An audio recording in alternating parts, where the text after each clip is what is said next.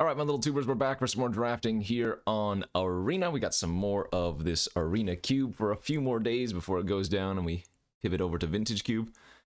Just got my new computer, so hopefully all the bells and whistles are working. This is, I guess, the test video, but thanks for watching. Hit that like, subscribe, leave a comment down below.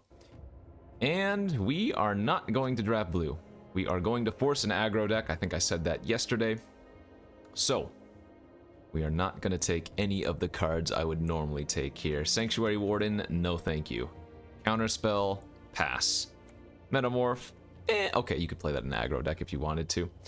I think what I'm going to do here is just first pick Dragon Rage Channeler and just take every single good red card that I see. Why not? We're trying to change things up. We can go for some fast matches here, and look at that. Getting rewarded here with some 3 lovely red cards. Got a Glorybringer, fantastic 5-drop great removal spell / win con, Rekindling Phoenix, hard to kill 4-drop flyer, and then a Legion War Boss. Another fantastic early drop play that if your opponent can't interact with it, will just take over the game by itself. Planning on wheeling the Castle Embereth here. What is the best among them? I think generally with red I tend to lean towards the cheaper options, but Glorybringer and Phoenix are 2 of the best top end cards that you can have, so I think I'm gonna take the Glorybringer here and be sad that I'm passing Phoenix, Warboss, and Castle Embereth, but that's how good it is. And then we get no red aggro card here. A couple of different choices we could go with, though. We have Sundown Pass, Rockfall Vale, Legion's Landing. Could even take Fatal Push. I mean, red-black is really, really good in this format, too, so it's not like I have to go the mono route, but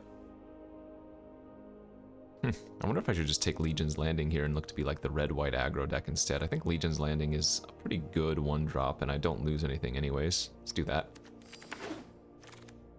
Probably end up wheeling the red-white land, so. Okay, pick number 4. Some good aggro options. We got Monastery Swiftspear, we got Dauntless Bodyguard, we got Remorseful Cleric, Hopeful Initiate, Eater of Virtue. Any of these cards are going to be fine. There's only 1 red card here as opposed to 3 or 4 white cards. So I could do one of 2 things. I could just cut off the red by taking the Swiftspear, or I could take one of the white cards and plan on wheeling another one of them. I would guess that Hopeful Initiate comes back. The Bodyguard might be the best of these 1-drops. But I kind of want to lean towards staying in red since we already have Glorybringer. The problem is, with Swiftspear, you really need a lot of the burn effects and stuff. I don't think this is at its best. But I'm going to go ahead and just keep cutting off the red anyways and take it. Yeah, okay, and then that's a perfectly acceptable follow-up. So both Dragon Rage Channeler and Swiftspear want a lot of non-creature spells, of course, so that you can trigger them. I think that's a nice find here. So the best red cards to get in this cube are like Bone Crusher Giant, Embercleave, what else? Are those like the top 2? I mean, obviously if you're mono red, you want to get like a Torbran or something too, but I feel like among all the cards you could get, Embercleave and Bone Crusher Giant are probably the tops. A couple more options here for us. I think Pyromancer is a nice red pickup if we want to. Either that or the Adanto Vanguard, which is just one of the best 2-drops in the format. I think I'm actually fine taking the Adanto. Maybe we go a little bit of Boros aggro. If we do this, we open ourselves up to some nice cards like Lorehold Command, Showdown of the Scalds. Is Lightning Helix in this? I don't think it is, but if it was, that would be good. And I would expect the Chick or the Pyro to wheel here, so let's go with the very good 2-drop. Look to get some more down that route. Now, any red-white land is going to be a pretty high pickup as well, just because in a red-white aggro deck, all of your spells are going to be pretty cheap for the most part, and they're going to be, you know, if you have a bunch of 1-mana white cards and 1-mana red cards, you want to have access to duels. Pick up a Battlecry Goblin here for our 7th pick. Not a bad one. I don't have any goblins yet since I passed on that Legion War Boss, but still good enough on its own. Another very nice pickup here for us between Phoenix of Ash and the Blade Historian. I actually like Phoenix more than Blade Historian, but Blade Historian, sometimes you just curve out into it and you win the game, right? Like you just go creature, creature, Blade Historian, and sometimes that's good enough, so I'm happy to take that here. Wheeling, nothing of note, but this was our opening pack where there just wasn't much in it to begin with, so I'm not surprised that nothing came back. Like Hangerback Walker and Ephemerite are both cards we're not really looking to play in this deck. Sundown Pass, or whatever it's called, should be coming back soon. That's the most important wheel, the red-white land. Although that one doesn't enter untapped unless you have 2 or more other lands, right? So wouldn't be as good as like a Sacred Foundry or even Battlefield Forge. Battlefield Forge is one of the best lands we can get in this deck because it's untapped and it adds red-white. There's the Castle Embereth. Okay, so that was the pack with Glorybringer, Phoenix, and War Boss. So as expected, we did get the land back here. Ooh, okay, so this was the... I'm pretty sure this was the pack that had the red-white land. That's a little bit unfortunate that it didn't come back for us. Too bad. Okay, bunch of good white 1-drops wheeled. Oh gosh darn it. I muted the wrong sound. I muted the desktop audio and not the microphone. Well, apologies. Sometimes you gotta sneeze and sometimes you don't mute it in time. Black-white land, sadly no as well. Okay, so a good red-white start here. And let's see. Right now we only have 2 non-creature spells for the Swift Spears, but plus a Channeler, but we'll probably get better on that front. Alright, pack 2. Dang it, we opened a few really good cards that are super important. We opened the Sacred Foundry, which I think I have to first pick here. The downside is I'm losing one of the better equipments, and that's Maul of the Skyclaves. This is pretty close to Embercleave quality, but I just think the Foundry is way too important for a deck like this. Because, I mean, there's nothing wrong with running like 8 mountains, 8 plains, it's just... if you have a Foundry in an opening hand, it's just too important, so... I don't expect to wheel Maul. If we did, that'd be insane, but I think the Sacred Foundry is the right choice. That's the smart pick, let's put it that way. Okay, good choices here. Benelish Marshal, if we got enough red-white fixing, would be like okay. Just consider this like a 5 or a 6 drop in a red-white deck and not a 3 drop. I think instead we'd probably want to take like Steel Seraph here or Strangle. Strangle for some early interaction seems good. Let's do that. Okay, some more good cards here. Patriarch's Humiliation or Riveteer's Requisition are both fine. I guess the 2-drop threat I'd rather have more than the 1-mana removal spell, and I think the removal spell is more likely to wheel anyways.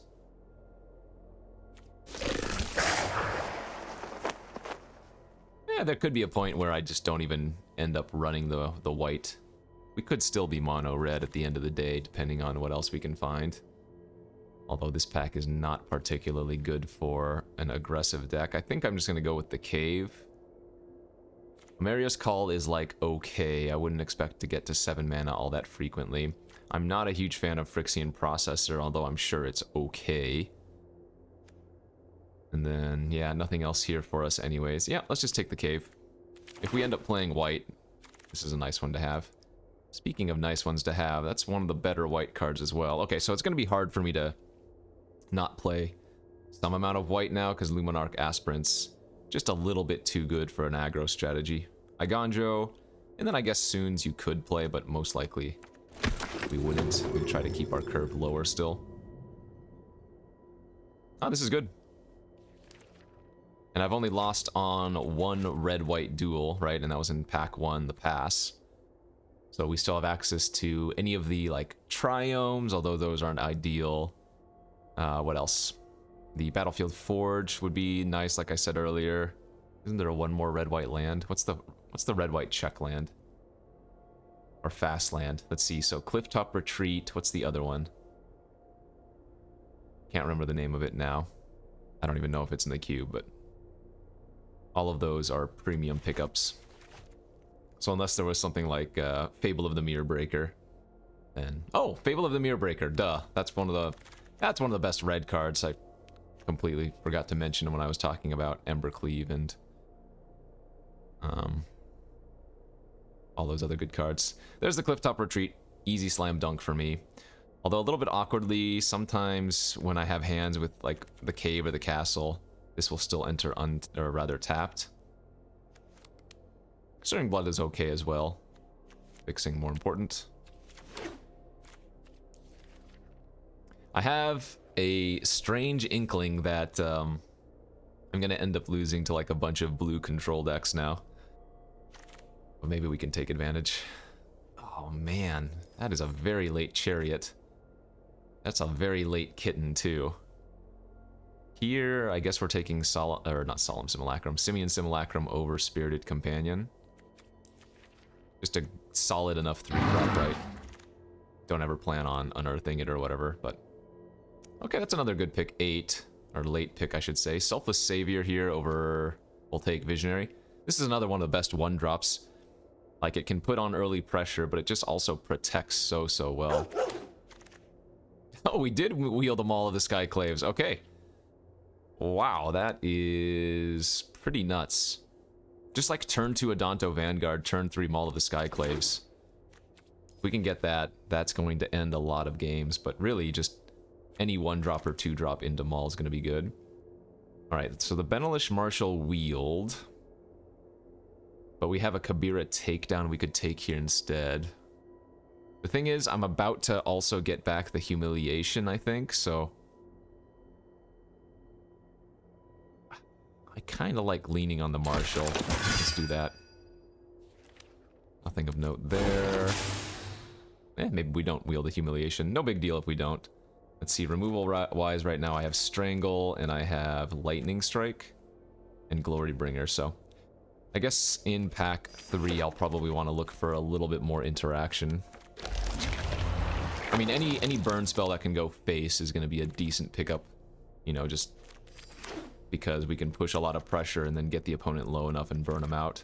So, okay, pack 3, the finale. We got a Thalia, Guardian of Thraben, decent. Eidolon of the Great Revel, decent, and like a Valorous Stance here. I think it's gonna be Thalia over anything else. Let's see, 1, 2, 3, 4. 12 creatures and 16 cards. Yeah, so this is gonna be a pretty solid Thalia deck for sure. And I think the Eidolon can kneel. There's Fable of the Mirror Breaker, very nice. Ooh! Oh god, that's another one of the red-white lands I forgot to mention. So it's not a duel? Well, no, so I guess, never mind. This is not nearly as good as any of those red-white duels that, you know, both can tap for both, but anyways.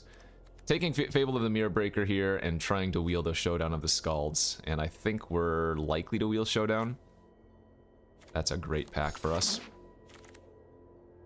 A Braid now is solid. Again, I do want burn spells that go to face, but this one is one of the better burn spells in the format, though it doesn't go face. It's nice. We're at, what, 19 playables? We're probably only going to need to run 16 or so lands in this deck. So we need to get like 5 more playables in this last pack here, which shouldn't be too bad since we're planning on wheeling a few. Hey, look at this pack. Look at this pack. How many cards in here would we play? 4 of them? 5 of them? We're going to take the Embercleave. Unbreakable Formation, also very, very good and frequently wheels. Clarion Spirit would be another good 2-drop, especially with all my cheap spells. Light Up a Stage, a great value card. And then we have, like, tapped red-white land and a couple of burn spells. That is nice. Exactly where we want to be. I think the Knight Counselor here is better than the Shivan Devastator. This is a really solid 1-drop. Let's do that. Ooh, yeah, speaking of solid 1-drops, Esper Sentinel versus Bomat Courier now. Sentinel is gonna give you a lot of card advantage. It's just so annoying to have this early in the game. So, even though Bomat's solid, Sentinel's better. That's a nice one. This deck's looking fantastic. 2 red-white duels, 2 lands with abilities. Angel Fire Ignition, too. Ow, yow, yow. I wonder if I shouldn't take this Jetmir's Garden instead, though. Like I said, the Triomes, the ones that enter tapped, aren't great, but the fixing is pretty good. And I think the Angel Fire Ignition has a chance of wheeling, so I don't love the Garden, but I'm going to take it. Epic Year's fine. It's a 1-drop that can filter your draws. I don't think Jaxus is any good. Okay. This is a pretty even red-white split, it looks like. Yeah. So a few other lands that can wheel, and a few other good spells that we can wheel, but we only need like 1 more playable. So I guess because of that, if the lands wheel in addition to spells in the same pack, we prioritize the land instead. I guess it's just the Rogrin Triome, wasn't it? That was a Needle Pathway or whatever, but... Okay, nothing on our wheel pack. There's the Showdown and the Pathway. Oh, I think the Pathway is just a little bit too weak over the Showdown. If this was a duel, maybe. But Showdown is so much raw card advantage. Lots of good green going on too, but oh well. There's the Unbreakable Formation on the wheel. That's probably going to replace something. Though I don't know what yet. Okay, and the last few pickups. I've lost so much already. Not gonna matter here. So it doesn't look like the Rogrin Triome came back. No big deal. We have 3 duels. Should be plenty. I'm actually thinking the Benelish Marshal is gonna end up being my cut here. Just because triple white's pretty awkward, whereas everything else is realistic to hit. Like now we only have, what, 1 or 2 double color cards? Embercleave and Glorybringer. Oh god, I just reinstalled Arena on this client, so... Getting all the notifications.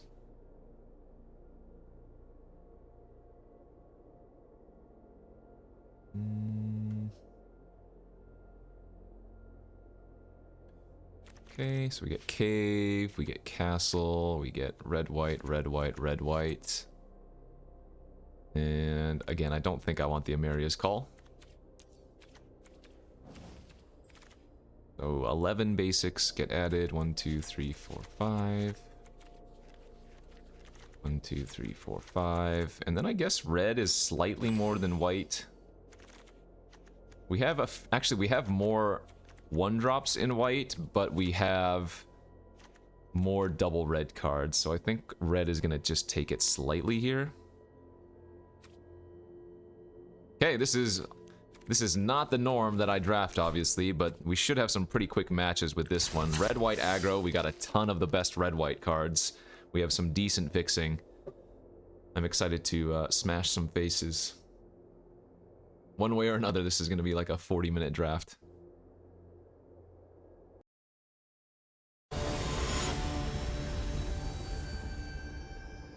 On to round number 1.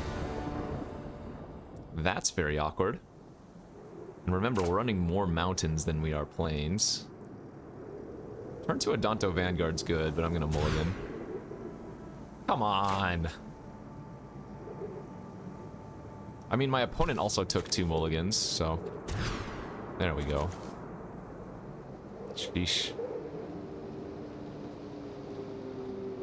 That's very unlikely. 3 plains into 3 mountains. It is what it is. Let's see. Let's think I'm gonna pitch these. And then we're gonna lead on Castle Embreth.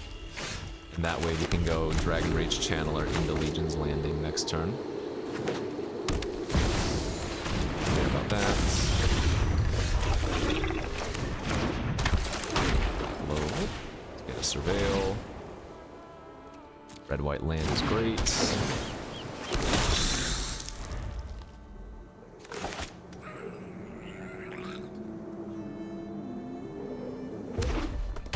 Jund.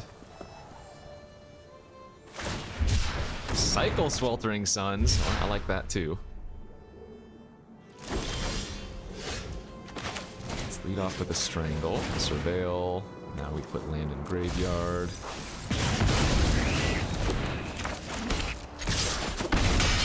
Gives us 2 card types in the graveyard for now.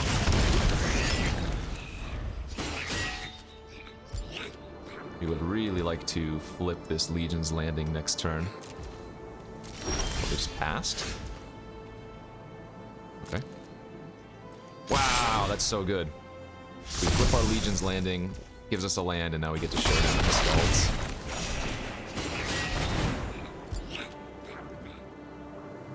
Creature in the yard, that gives us 3 card types in the graveyard.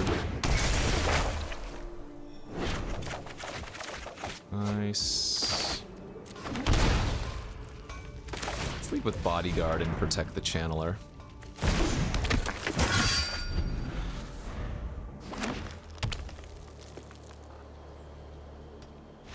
Alright, and that is what you call the red-white beatdowns. Both players were on mulligans to 5, but obviously an aggressive deck like this can usually come back from a mulligan much, much easier than any other style of deck.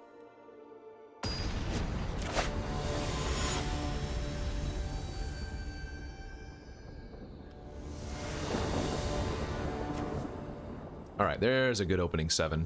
And we're on the play. Very, very nice.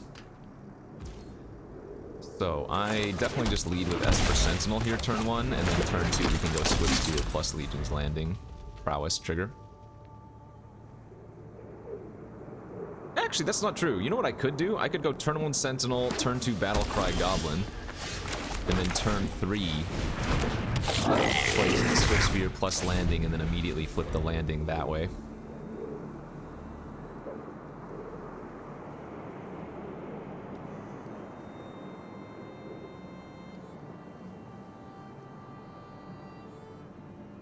Turn 1 Esper Sentinel, so good.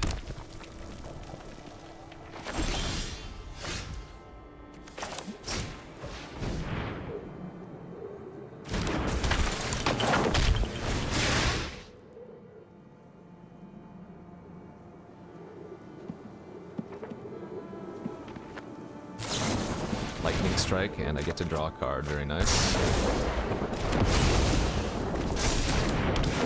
Okay, hit him with 4.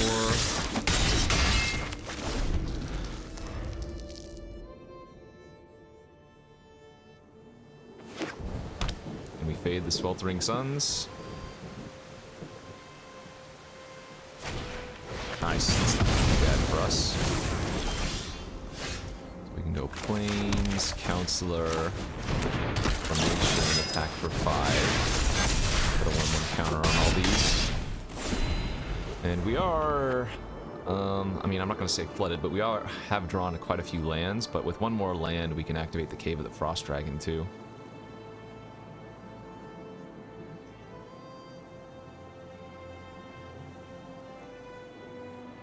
A little bit of green action, huh? Fires of Invention, but pass. 3, 4, 5, 6, 7. Well, we just have lethal, so.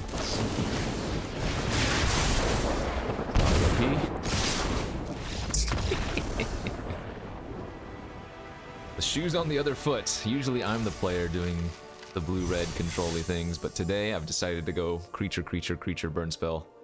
You lose. And that, my friends, is a quick 2-0.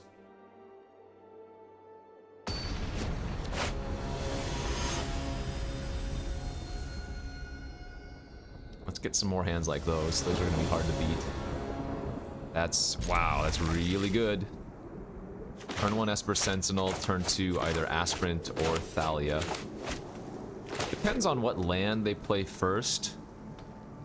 Because getting the Thalia online and making everything they cast, every non-creature spell they cast, cost 1 more might be better. But Aspirant and just starting to level up the Esper Sentinel is also really freaking good. Yeah, Xander's Lounge. I mean, I'll push the pressure.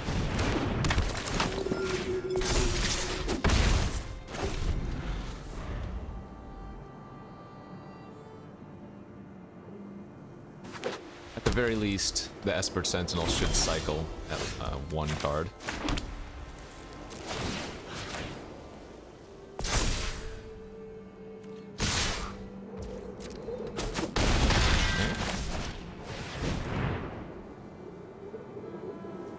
Well, that might just be the end of the game.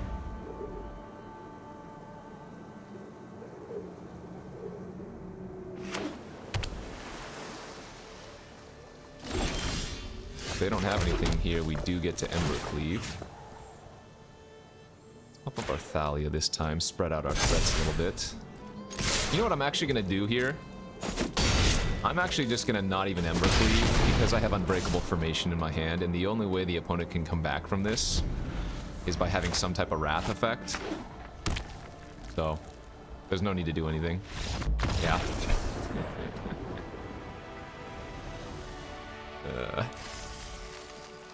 Alright. 3-0. Like I said, the matches are going to be quick one way or another. We, in 7 minutes or something, we've won 3 games, so. Keep this pace up and we're going to have a very, very short video. That'd be funny. 40-minute video, everybody's going to think, oh, well, you just lose super quickly. No, we just roll people. Oh, this has all of my best non-creature spells. I'm going to be really greedy and keep this opening hand. If I find a 2-drop or 3-drop creature off the top, it is going to be really, really solid. We do have a 1-drop in landing, but... Ah, we have a mirror match. We did draw a 1-drop, but I don't have the untapped land, so I'm going to go Embereth here first. I don't want to go turn 1 landing, because then they get to draw a card. Oh, they're aristocrats. In that case, I guess we drew a 2-drop. We drew a 1-drop and a 2-drop, actually. Kinda good. Yeah. This is not going to be the easiest matchup for us.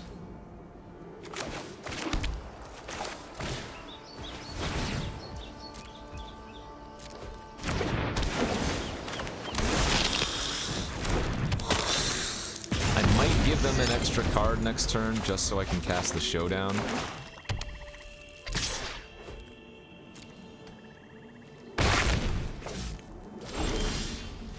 Lightning Strike's also not a bad draw. I mean, I can attack with all and flip my Adanto here. That doesn't actually seem bad. We can go for Unbreakable Formation main phase.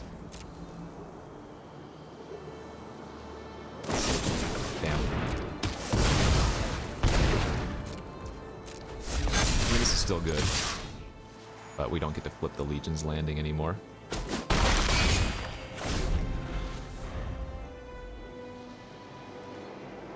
Take another 3. That's fine. Good. Okay.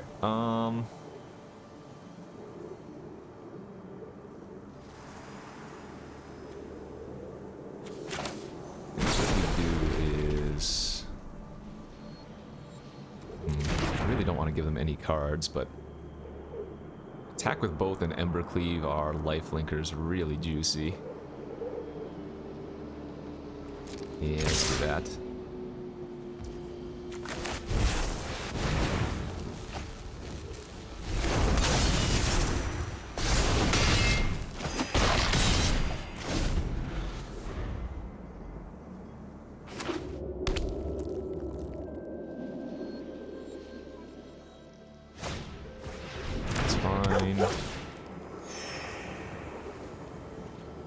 gonna be hard for them to attack now.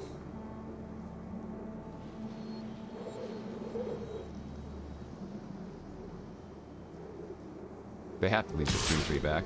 They can attack with their other creatures, but...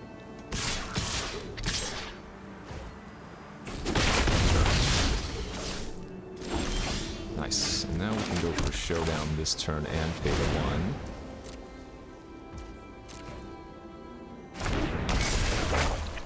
And then just pass and set up for next turn.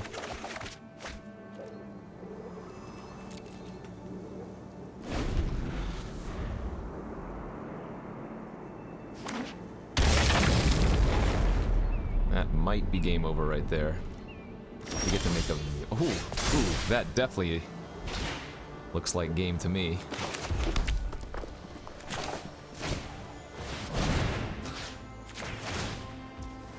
We definitely do not want to give them an extra card. Embercleave plus Maul of the Skyclaves. Yes, I did have a good time. That was our longest game. But we still got it pretty easy. Alright, quick 4-0. Maybe the format has come full circle. At first it was creature-based, but I started forcing a lot of good blue control decks. And now the blue control decks once again get walloped by these fast aggro decks. I don't know.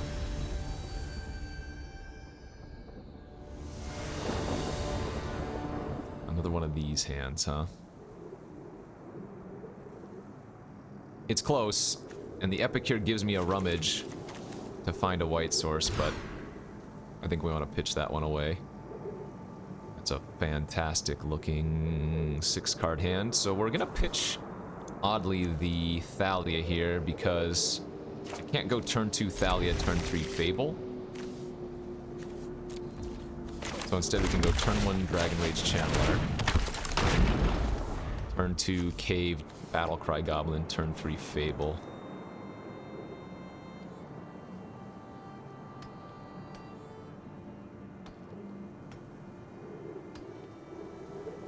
Okay, I'm gonna mute you.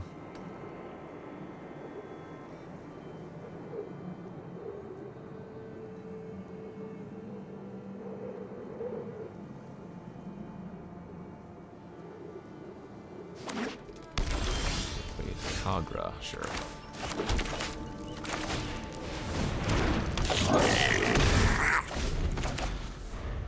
The old 1-drop, 2-drop, 3-drop.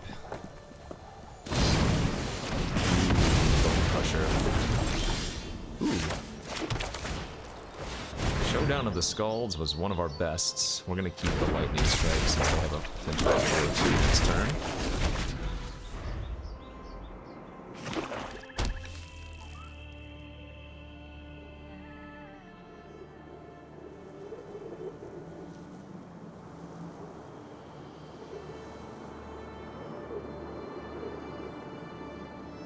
We're hoping they just play out the Bone Crusher.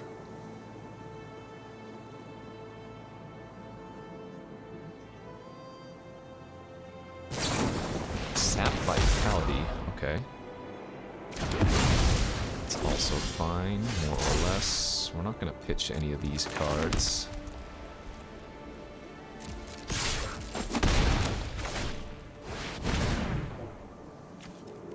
Castle's okay, but the land definitely wants to go to the graveyard, I think. Okay. So I cannot play both Historian and Glorybringer, sadly. So I'm going to have to choose one or the other. Oh, there goes my only card in hand. That's unfortunate.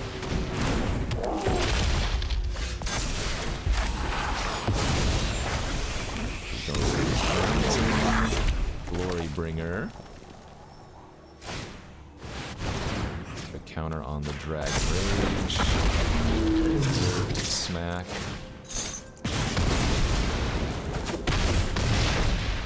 So we lose the Historian and the Plains forever, but we still get the secondary trigger of the Showdown next turn. So if they don't have some good removal here, they're going to be in a bad spot. No, they're still in a bad spot, actually.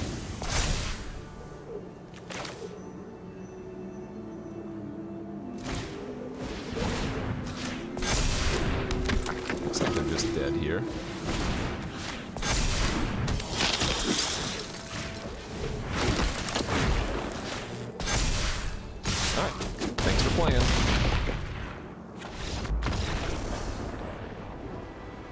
Thank you for playing. What is this, 5-0 in 15 minutes or something?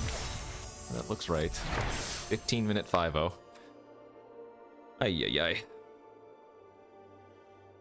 Man, I'm gonna upload this video to YouTube and then realize after the fact I have some, like, sound setting muted or something because I'm on the new computer.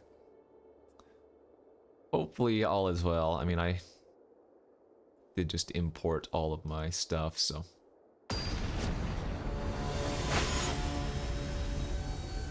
On to game 6.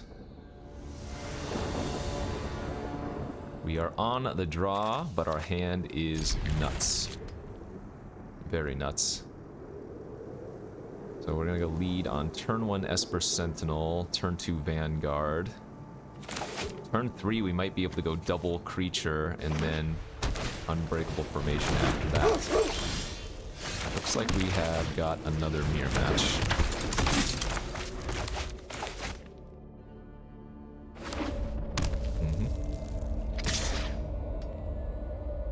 I'd say we have some good mirror breakers here, though.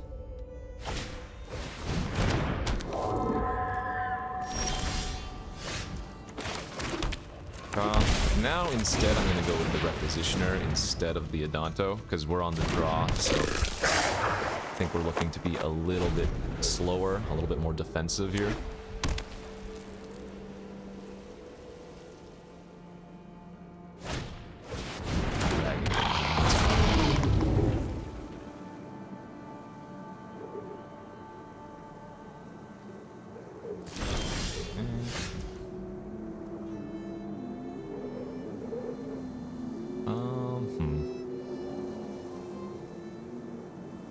Okay, so I'm gonna play out the tap land and the Vanguard this turn instead, and that way, if my Requisitioner dies, I'm going to get a treasure, and I can potentially play out a turn 4 Glorybringer here.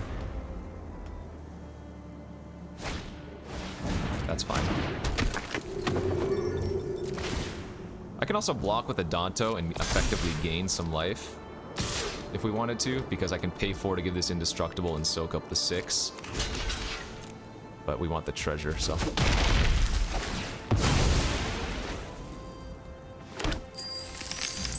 think this makes sense.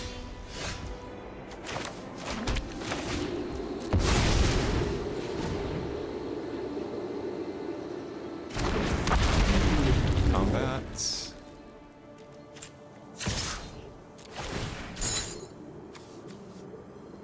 Oh, that's right, the dragon engine is a dragon. Well, the aspirants weren't scary anyways.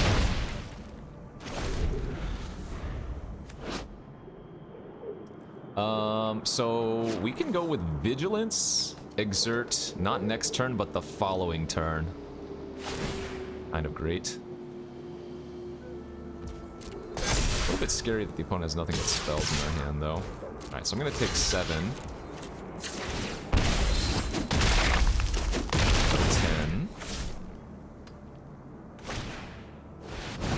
Gave me a card, that's great. Good. We just need to survive for like another turn or two. We should be able to do that here. Blocker. Blocker.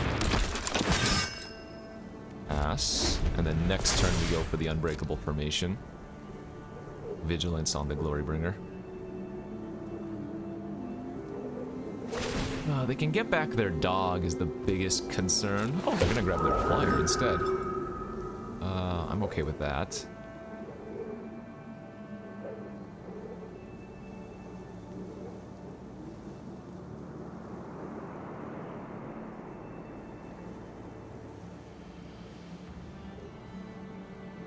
So this is an important turn here.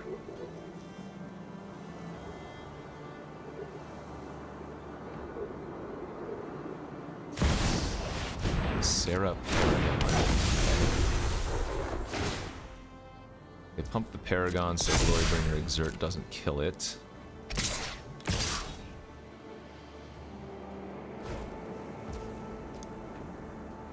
Do I need to chump the Clarion Spirit with one of my creatures? Do I win next turn, actually, if I exert on the Aspirant? They have one blocker. No, not even close, right? 4, 5, 6, 7, 8, 9, 10, 11. No. Go to 3, and then I would go back up to...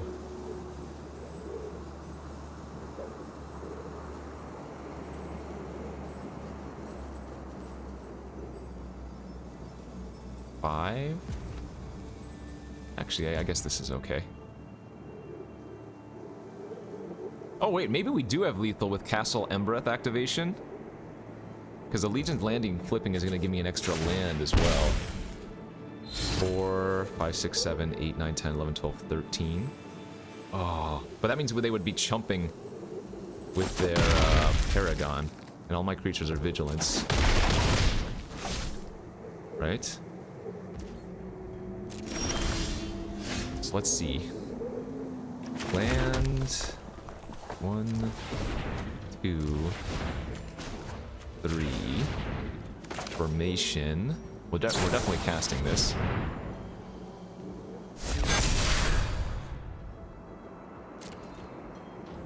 Attack with all.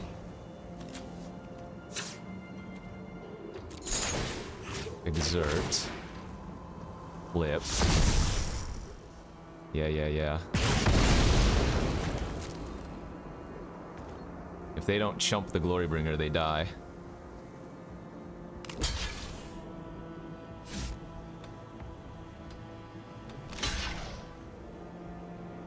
This is lethal. They might not notice it, but this is lethal with Castle Embereth. You got him. Hell yeah, baby. Let's go. Like I said, I have the Mirror Breaker, the Unbreakable Formation. That is how we do. 6-0. 6-0. We passed the 40-minute mark, though. Damn. Was hoping half the draft would be the actual draft itself, and then 20 minutes of gameplay. All right. 4-7-0. Can we do it? One match to determine.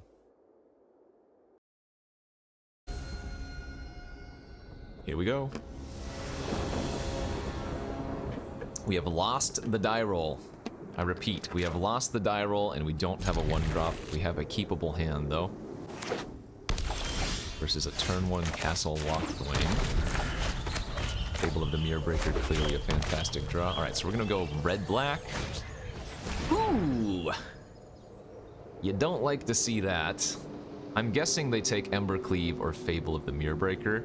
It could be that Fable of the Mirror Breaker is the right choice. Yeah. Of course it is.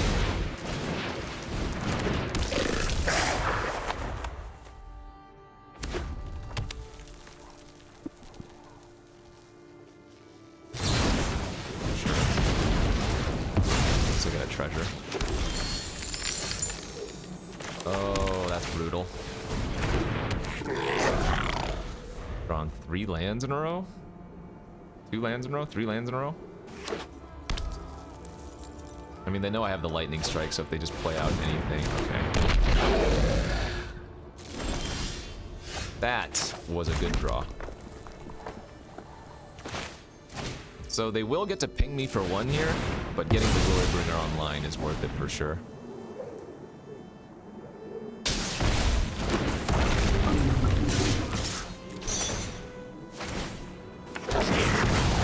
We also get a token for the Battlecry Goblin who's attacking with a total of 6 plus power. Jeez, no, that's disgusting.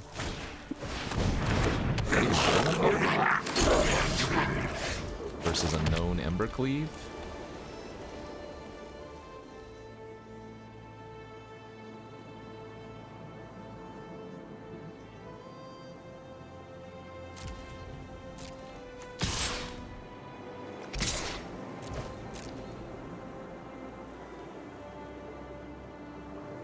still attack with both, and we see how they block.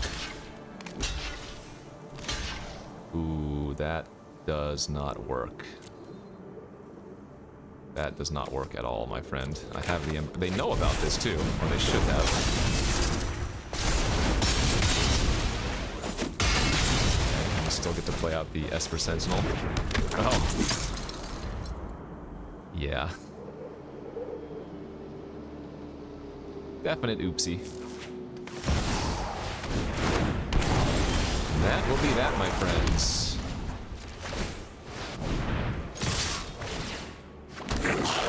Oh, I didn't exert. I forgot to exert. It didn't matter. They were still dead there. Yes, we did it. About a 45-minute 7-0 victory with the Boros. Was it as fun as winning with dirtily blue cards? Actually, yeah, it wasn't too bad. But I still prefer the dirtily blue cards. But for all of you complainers out there, we did something different, and it was good. We had some great draws, great deck, good fixing. 7-0, Arena Cube. Thanks for watching. Hit that like, subscribe, leave a comment down below, and I'll see you nerds back tomorrow. Bye-bye.